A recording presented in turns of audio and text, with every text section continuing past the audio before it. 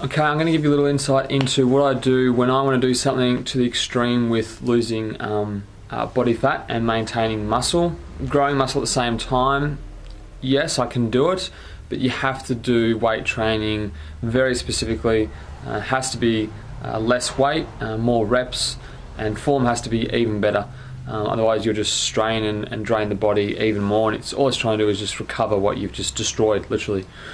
So if I'm giving up for some type of a show or something and I want to lose body fat and do it very safely, my fats literally will be anywhere from about 300 to 500 grams a day, and I will try to run off that. And if I go to have some form of a carbohydrate or a sugar, it will be a fruit. It may be a little bit of rice, but that's really about it. And if it is a fruit, it'd be one of the more healthier ones, so it'd be more like a banana or an orange. And if it was carbohydrates, it'd be like kidney beans or black beans. So the best fats I find that work for me, now this is all genes, because I've had certain genes done, so I know what works better for me. But the different parts of the body and the brain respond better to higher amounts of certain types of fats. Fish oil, I usually have it in capsules though. You usually want to spend a better quality amount on it to get a better result, always, so you avoid ciguatera and any heavy metals that are in it, so hopefully they strip that out. So anything that is odorless, light, fat-free, things like that, waste of time. They've got a lot of the goods stripped out and they've put other things in to make it taste and feel better. And that's just not natural, because you've got to remember your body's still an animal, just with a highly evolved brain, and all you need to do is like throw that aside and think like an animal. So what does an animal eat? It just has its water and eats stuff off a tree and out of the ground and might eat another animal. That's it. So we're still that simple, only because we're more highly evolved and we do more. And then for different body types, we need to keep essentially filled up in all these areas. So I'll give people high amounts of fat diets, and I'll even give them some glutamine, and that'll extremely, and even some alpha-lipoic acid to help with cravings, insulin release and stuff like that. And within a day I can get people virtually either stop drinking or smoking. You just got to stick to it. So fats will be a lot of fish oil, not too much sometimes, yes and no. There'll be a lot of flaxseed oil, a lot of olive oil, and you want to get one that's an organic one. So the more it tastes quite smooth, like a buttery taste on your tongue, the front part of your tongue, and then if it tastes a bit like a pepper, literally at the back of your throat, it's really good in polyphenols, so antioxidants, really rich, absolutely really good for you. And Udo's oil usually, so something like that. So Udo's oil is still the flaxseed, but it has concentrations of omegas 6 and 9 added to it as well. And they're usually the main ones that I will stick to. Every now and then I will have an avocado or two. If I'm going to go have a workout, I might even have 3 or 4 avocados before that. And because being lean, your body's going to beneficially have better results by actually training. It needs some form of a glucose really in the muscle system when you're doing a muscle training exercise. You can do it off fats. However, it's still, because when you run on low body fat, you run on high protein and fats, your body accesses adrenaline a lot better. So you can actually feel a hell of a lot sharper and switched on. But having that, you're going to, because the higher fats and protein help to re-energize and recover your cells very well in the whole of your body. But there does come a point, I believe, where certain type of muscle mass, leanness, different body types, what you're doing all the time, you've got to, it's all by feel. You've got to be very conscious of what you do, and you've got to be very careful of how you do it. Otherwise, too many systems in the body essentially will and can get drained, get sick, get run down. You can't sleep. That's a big thing. Sleep's a huge thing. So a lot of people that don't have anything for sleep, your body needs some form of a glucose or carb before bed if you're very lean and you're not having any the other stuff, because during sleep your body still is going, it's still working. And if you're training lots, any athlete knows this, you need something before sleep to be able to help you actually even to try and sleep deep. So you sort of knock the body out. Some people have too much and they can't sleep. So there's a fine line.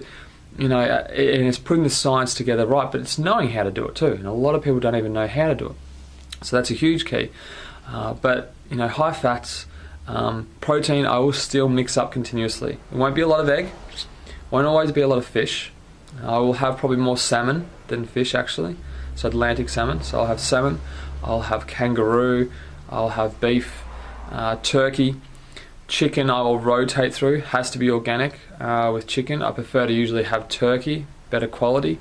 The chicken can raise sometimes growth hormone unnaturally too much, certain markers, so you've got to be careful of that.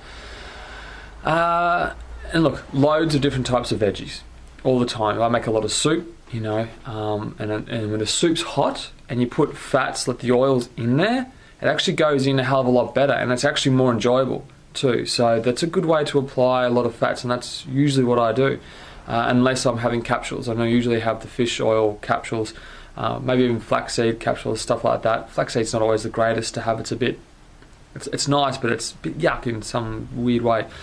I won't always train as much. Sometimes I'll go to the extreme with training, but not always. But anyway, loads of veggies, salads, yes, still lots of salads. Fibre, you get enough fibre literally out of all the veggies and salads you're going to be having anyway. If you find that your gut and intestinal, your gut not going to the bathroom really well, you should hopefully, the more you eat of veggies and all that stuff, if you can end up going twice, 3 times a day to do number 2s, perfect. It's really, really good. And people need to do that. So that's a great way that you know that your body's literally absorbing and uptaking everything you're having very well, and it's actually flushing it out very well too. So, and I will use quercetin, so Quercetin, that over anything the naturopath or nutritionist has ever come up with. That works the best, because sure, you can put so many things in the gut and the intestinal tract to help fill it up of its pool of hundreds of different things. So if you're talking about probiotics and enzymes, and the list goes on, vitamins and minerals that the gut and intestinal tract store all the time, that's great. But if you don't have the basics and the foundation in place to enable that to work better, because everything all the organs that work a certain way in the body, and certain things help to make them work better. So detoxing is like the best thing for all organs. But if you're having an awesome nutrition, you don't really need to do that all the time. If it's more lean, you don't need to do that. Quercetin, however you want to say it, it's a weird name. So Quercetin is one of the best things for tightening up the cells of the gut and intestinal tract.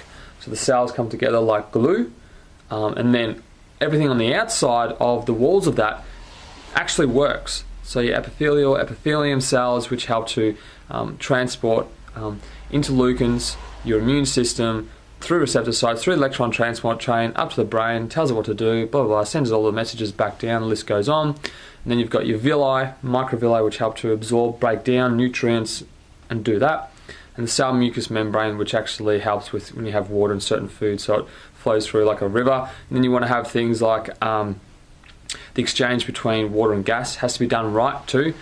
But a lot of times you don't always need water to get that to happen. So anytime you burp and fart, things like that, the exchange between water and gas is being upset by the things you're eating, drinking, or the tightness of the cells are not together enough. So if you can actually just use that quercetin really well, everything you eat and drink, if it's really good, will actually, because that has hundreds and thousands, or just more like thousands maybe, of everything you need in it to restore gut and intestinal health. Now everyone's going to be different. I mean, if you've got ulcers going on, or you've got some type of a real, the list is huge in there, so I'll leave it at that. But so there's specific ways to try and get rid of that. But essentially that's like what I'll do, and that way I'm not having to put in supplements and all these pills and things like that, because there's no need. You're just going to upset the gut and intestinal tract and cause problems in the liver, because the liver's still got to break it down, so that's a strain. It's got to take it as well through the bloodstream into the kidneys, so that's going to cause a strain. And while it's doing that process, it's got to float in the bloodstream somewhere, so it's going to damage cells. So cell matrix will become unstable and cause havoc, and cell communication doesn't work properly, reactions go up, sickness, the list goes on. So simple stuff really works. Knowing how to apply it is key. But yeah, that's basically my nutrition. It's just lots of different varieties in protein. You got to go by feel. Make sure you don't have any reactions, because the building blocks of the body is protein. Protein, because in protein is fat. So that's why you can survive off that longer for months, literally, than you could literally having just a vegan diet for months. And cellularly, they're very unhealthy. So do not do a vegan diet. The research is proof in the pudding out there. Some people can handle it. I guarantee you have the building blocks of protein. You need a concentrated dose. At least twice a day, if not 3. I mean, it's an irrefutable fact of science. It's not that hard to grasp, but yet people do it. And long term, things are going to kick in, or your immune system can actually be very weak and more vulnerable. But then again, at the same time, protein these days is more contaminated, so the list goes on there, so it's very hard. What else? Yeah, so just protein, lots of fats, lots of veggies, salads, occasional fruit and carb. But if you've got enough body fat on you, you do not really essentially need hardly any carbs or sugars. If you just up your fats a lot, your body has the excuse to activate lots of different systems that are involved in actually burning off fat. Because without putting fat in, your body doesn't have a reason to actually mobilize and utilize fat as an energy source. So a lot of things do a lot of things in the body. That's huge. This video went too long again. That's okay. All right, I'll leave it at that, and I might do something else. Cool, and good luck.